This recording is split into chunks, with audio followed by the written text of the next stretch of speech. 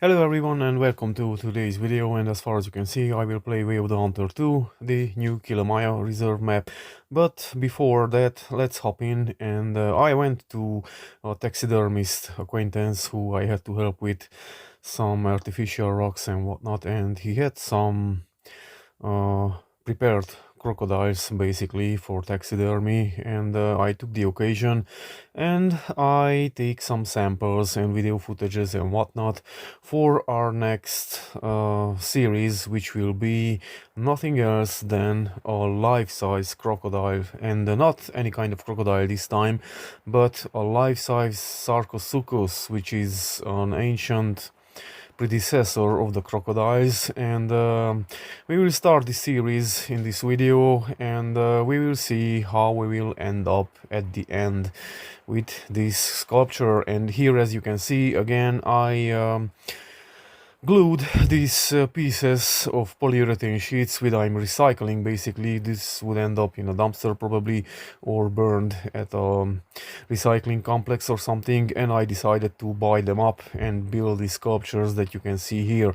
And these sarcosuchus, folks, will be 12-meter long from tail to the head. And if you are keen to follow this channel, you will see the progression how I am building this thing. And let's hop into the Way of the Hunter 2 Kilimaya Reserve, still in early access but already with the second map launched. And folks, probably the developers were very busy to serve the users and the player base with this second map. And as they stated in the Steam page, and with the information that they communicated upon launch, this map is 100 square kilometers. And folks, unfortunately you can hear the rain pouring down on my house basically, which is covered with a huge tarp. And yeah, unfortunately we will have this background noise, and I hope it won't be too annoying. And let's hop into the new map and let's see what it's all about. And this time, folks, we have the South Africa reserve basically, and it's somewhat different from the Way of the Hunter 1 Africa map, it seems. And here it is, the first challenge that we discovered by mistake, and it seems that we have the same routine that we have on the new Laurentia map, and we will have to do all the reserve management and discoveries, and then I will start to explore this map also, and I will have a first impression. And probably will be more videos about this map also, combined with the sculpting process that I make here in my workshop. And not as a waste of time basically, which I like to repeat myself all the time, because as far as you can tell from my channel, I play this game as a recreational activity and with high value entertainment. And because of its slower pace gameplay, I like to play this game basically, and other games too. And probably you will see more content on this channel with some other games that I tried out, and it will be quite interesting ones. And probably you also are playing those, because some of them are very well known, but others are not that well known. And probably it will worth to try yourself also. And let's see what is all about this map. And it seems that indeed it's a very huge and very versatile map. It has some dry area and some lush green area, and we will see, we will go through all the map from one session, and I will discover all the outposts, and I will do all the reserve management and environment management that is also required to be done in the previous map, New Laurentia, in order to make a good progression with the herd management.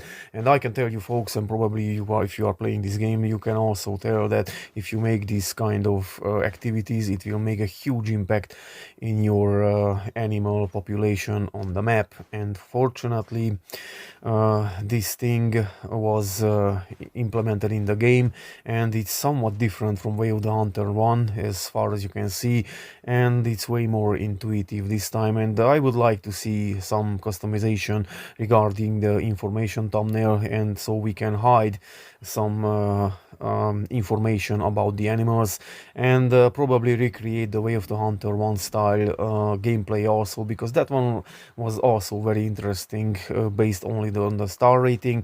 But unfortunately at this stage of the game is very in early access, and the animals do not represent too much visual difference, neither in the antlers or horns, neither in the appearance, to be able to play the hardcore ranger mode and distinguish the animals only by visuals and by experience basically. But this will probably be implemented in the future. And here we discovered our first NPC, which was very weird to interact with, so we just went further and we start to build everything and put up the feeders and do the reserve management and get off the invasive species and whatnot. And this is what will be this video is all about.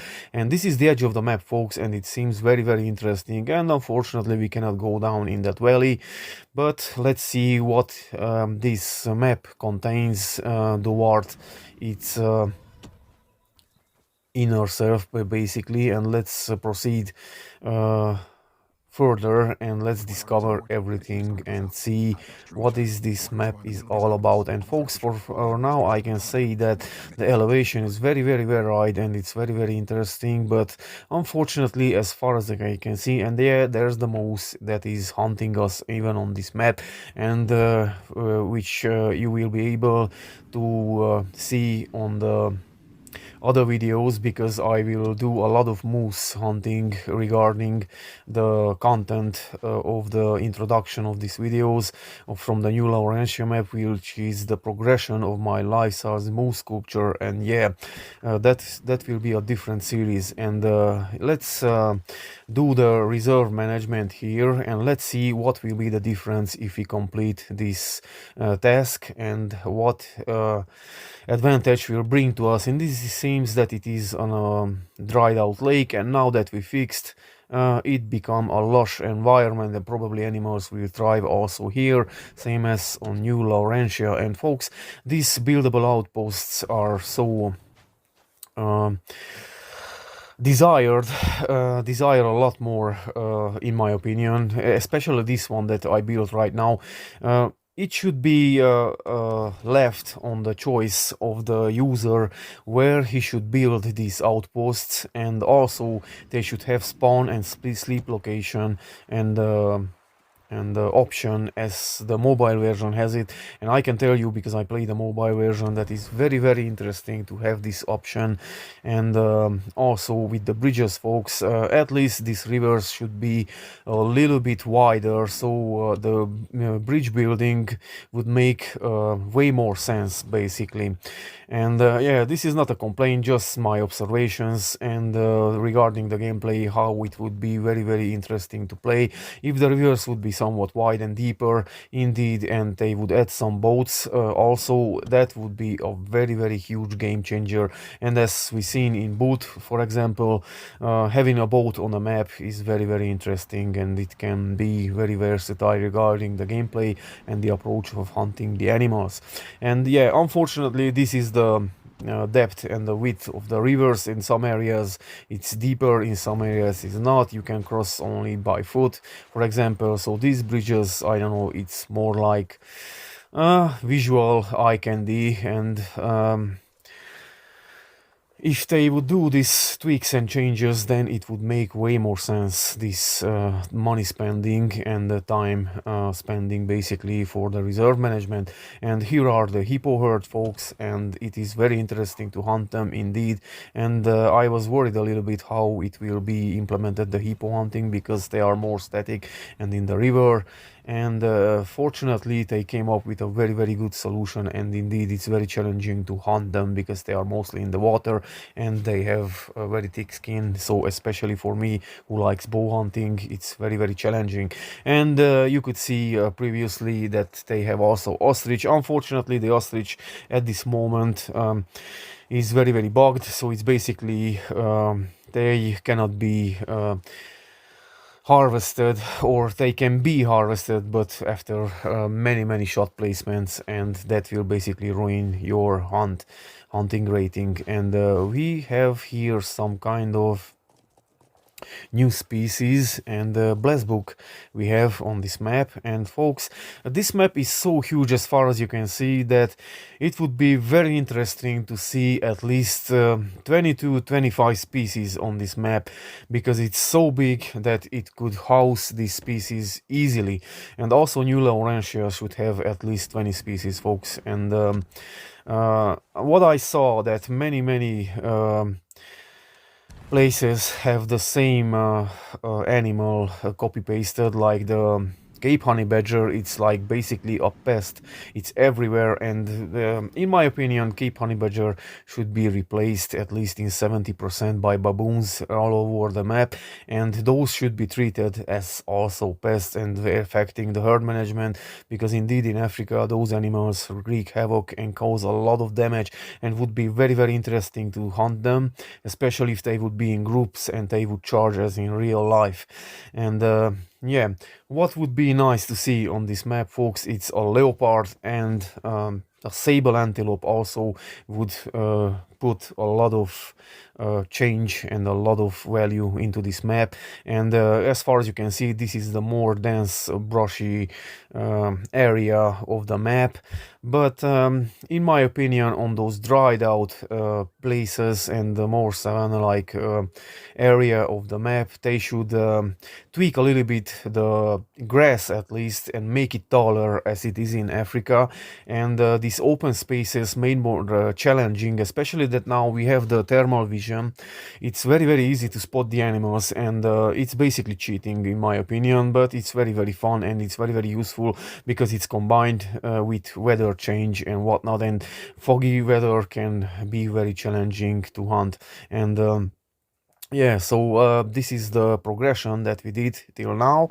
And yeah, this is the bush area that I'm talking about. And folks, if they would tweak the grass a little bit, I can tell you that probably would be way more authentic, as we can see on the YouTube hunting videos, this East Africa maps, that how they are tackled and how challenging they are, especially those dried bushy areas with high dry grass, because it would affect either noise and visibility. And even if only player visibility would be affected, that would be a very nice addition. And probably it wouldn't be that much of a task to be tweaked, because they should just change in some areas the height of the grass basically. And yeah, here as you can see, another invasive species task that we have to do. And I would like to see in the game in the future also wildlife management regarding animals, keeping in check, and they should introduce rare and also protected animals into the map. And that could be done very ethically and very wise, especially with rhino, and not necessarily to hunt them, only in special occasions where an animal has to be put down or it has to be killed because different reasons. And that would be very rare in the map and very sought after hunt. And in the meantime, rhinos could be on the map as wildlife recovery program, and that could be done very intuitively in this game, especially if they would add to the bow hunting darts and anesthetics, and provide animals veterinary care and whatnot. That would be very interesting. So this is the map, folks, fully discovered, and we have 13 species for now, and I presume that 2 more species will come at 1.0 release, and it will be 15 animal species on this map also as a New Laurentia. And folks, as far as you can tell from New Laurentia 2, easily they could add 5 more species at least, in my opinion. Cougar and mountain goat should be on that map, and Canada goose, pheasant, and also sandhill crane would be interesting to see on New Laurentia, and same here in Africa, some vultures and some other bird species and small game would be very interesting to be seen, and also some bigger games, because you will see on this map that many herds are basically copy pasted and they are a little bit repetitive, and I don't know if it affects gameplay, but in my opinion some of them could be replaced as quantity with other species rather, and probably they are very busy and very limited because of the team base basically in the studio. And in my opinion, if they will afford in the future to expand the team, they should concentrate to hire people who are modeling animals and rigging and animating them, and they should constantly update maps with new animals until each map would reach, like I mentioned before, 20 to 25 species at least, and then it would feel very completely. And I don't know if you remember when they added cougar and turkey to the Nespers Valley, it was such a different and game-changing thing. Yeah, so this is the end of the video, folks. Thank you for watching, and meet you in the next videos with the continuation.